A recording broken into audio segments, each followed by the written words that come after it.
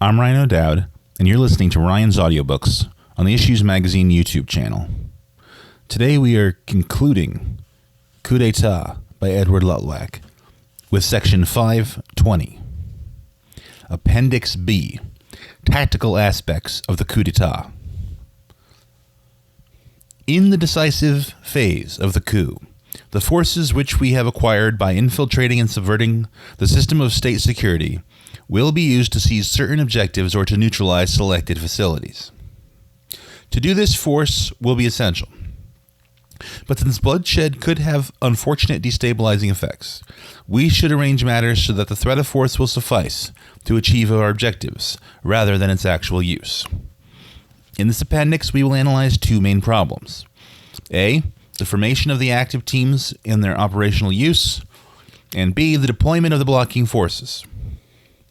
In both cases, our two major preoccupations will be to avoid or minimize bloodshed and, more importantly, to ensure that our position is not threatened after the coup by a usurpation of our power on the part of the soldiers and policemen we have recruited. The formation of the active teams. Our infiltration of the armed forces and police of the state may have been either general and diffuse or concentrated within a few large formations.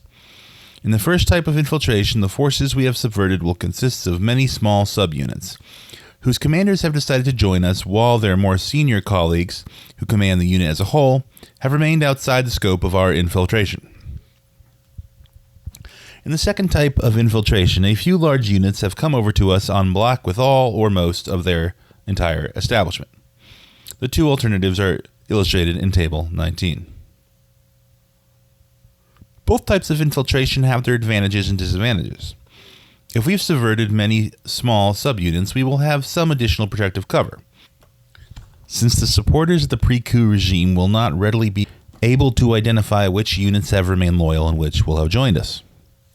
It'll also be useful to be able to confront loyalist forces with teams made up from their own cadres. The subversion of a few large units, on the other hand, will minimize the problems of coordination and recognition, and more important, will increase the security level before the coup.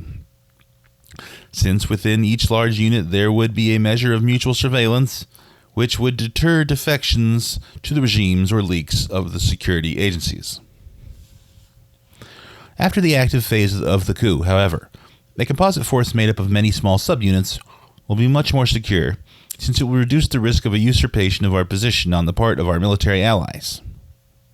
This would be so for three main reasons.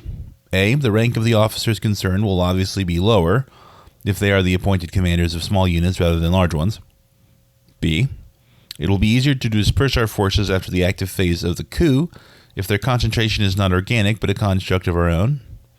And C, the larger the number of independent unit leaders involved in the coup, the less likely they are to combine in order to exclude us from power. Whatever the sources of the forces which we have incorporated, it will often be necessary to restructure them for the purposes of the coup, since the many specialized tasks to be carried out will require widely different teams. Only if we have numerical superiority or its equivalent over the loyalist forces will we be able to use the formations we have subverted in their natural state. We will need three types of men, as well as the blocking forces, and these will correspond to the three types of targets discussed in Chapter 5. And we will therefore draw on the pool of subverted units and individuals to form the required number of A, B, and C teams. The A teams will be needed in order to seize the major defended objectives, such as the residence of the ruler, the main radio television station, and the army and police headquarters. These will be both larger in size and more sophisticated in structure than the other two types of team. Each A team will consist of 4 elements whose relative size will vary with each particular target. A civilian penetration group. This will be very small and will consist of a few men in civilian clothes carrying concealed weapons or explosives. Their function will be to enter the target as open and legitimate visitors in order to assist in its seizure from the inside. This assistance can be a direct internal assault, or it can take the form of an internal diversion. In the case of the broadcasting facility, however, their main function will be to prevent the use of its installations to raise the alarm. B, a diversion group. This group will be important in proportion to the size of the forces deployed to protect the target, where, as in the case of the royal or presidential palace, there could be an entire infantry formation assigned to protect the target. A diversion designed to attract part of the Loyalist forces will be essential. The diversion group will carry out its function by creating a disturbance, or by actually carrying out an assault on a nearby secondary target. The diversion should be timed to include the reaction time of the Loyalist forces and their route time to the scene of the disturbance, after which the main assault on the primary target will take place. C. A covering fire group. This will be a small group, but it will include troops with heavier weapons, especially armored fighting vehicles. Its function will be to deter resistance on the part of the Loyalists by giving demonstrations of firepower, and to prevent the intervention of Loyalist forces from elsewhere by covering approach routes. D. An assault group. This will be by far the largest, and its members should be chosen on the usual criteria of combat proficiency, though hopefully their skills will not be needed. The integrated operation of the different groups of each A team is illustrated in Figure 12.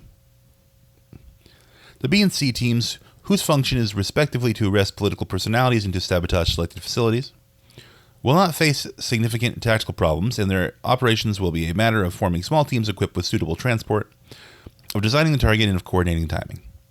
Each team will consist of a number of jeeploads of troops or police accompanied by a member of our inner group, in the case of the major political personalities, or by technician, in the case where the sabotage requires a measure of expertise. The deployment of the blocking forces. Although it is to be hoped that the pre-coup regime will be unaware of the timing of our particular coup, it will probably be conscious of the danger from coups in general. Regimes in politically unstable countries often go to great lengths to maintain a force of politically reliable troops or armed police on which they can rely against threats to internal security. Its officers and men often share the ethnic and or religious affiliation of the ruling group, and special safeguards are employed to ensure its political reliability.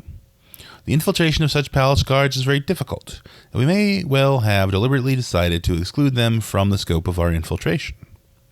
Elsewhere, even where every major force has been fully subverted or internally neutralized, we will still be vulnerable to unexpected defections or coincidental transfers of uninfiltrated troops. For all these reasons, therefore, the blocking forces designed to insulate the capital city from the intervention of Loyalist forces will be essential, since, as has been repeatedly emphasized, the intervention of determined Loyalist forces, however small in size, could have effects disproportionate to their size. The operation of a blocking force is the exact opposite of an ambush. While the objective of an ambush is to inflict maximum damage without controlling passage, the objective of the blocking force is to prevent passage while inflicting minimum damage. The general structure of the blocking position is shown in Figure 13, but two essentials are missing. A. Correct intelligence about the location and intentions of the Loyalist forces. And B. The efficient use of natural barriers, such as bridges, tunnels, densely built-up areas, etc., and of subsidiary roadblocks to channel any Loyalist force into the blocking position. The area of constrained passage on the diagram represents the group of streets or roads which an intervention force must use in order to enter the city from a particular direction. It's not generally meant to represent a single road or street, though in particular settings this may be the case. The observation line, or screen in military technology, attempts to infiltrate round the blocking position which dismounted Loyalist troops may make. The symbolic roadblocks deployed across the set of roads or streets concerned will dissuade the Loyalist forces by appealing to orders and comradeship.